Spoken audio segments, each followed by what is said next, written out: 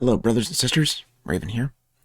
Today I want to discuss something that has been mentioned before. We're not going to go into a whole lot.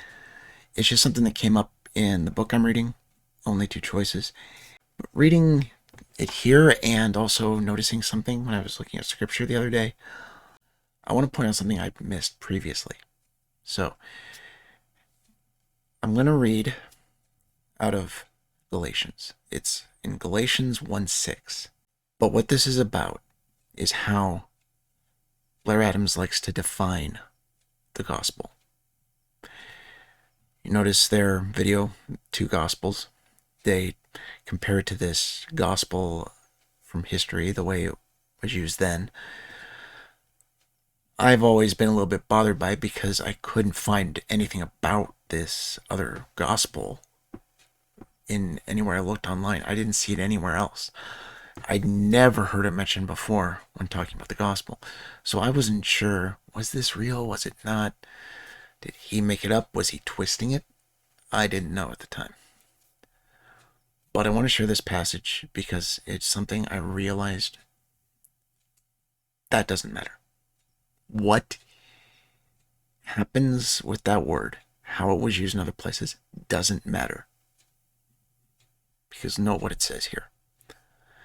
I am astonished that you are so quickly deserting him, who called you in the grace of Christ, and are turning to a different gospel.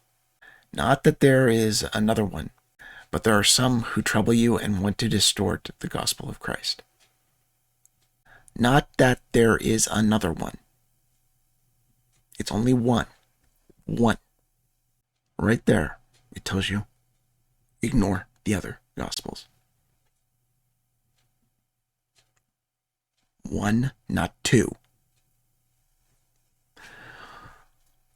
What I realized when I was looking at this time, reading this part of Only Two Choices, I noticed what he was doing was actually not trying to help you understand the gospel better.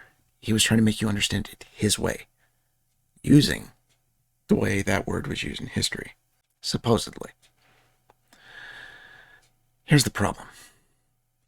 Why are we letting the world, the secular use of it, define our use of it?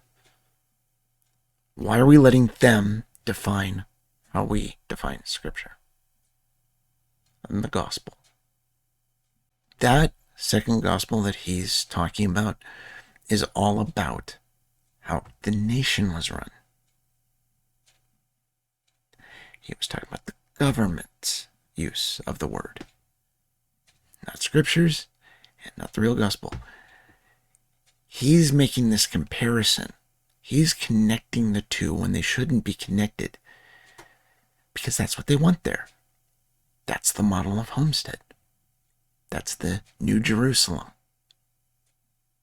Right here it tells us there's no other gospel. So I just wanted to give that as a warning. I wanted to let you know, don't let that pull you in too far. Don't worry about that. That should not be a concern, even if it is true. So don't let that distract from what really matters.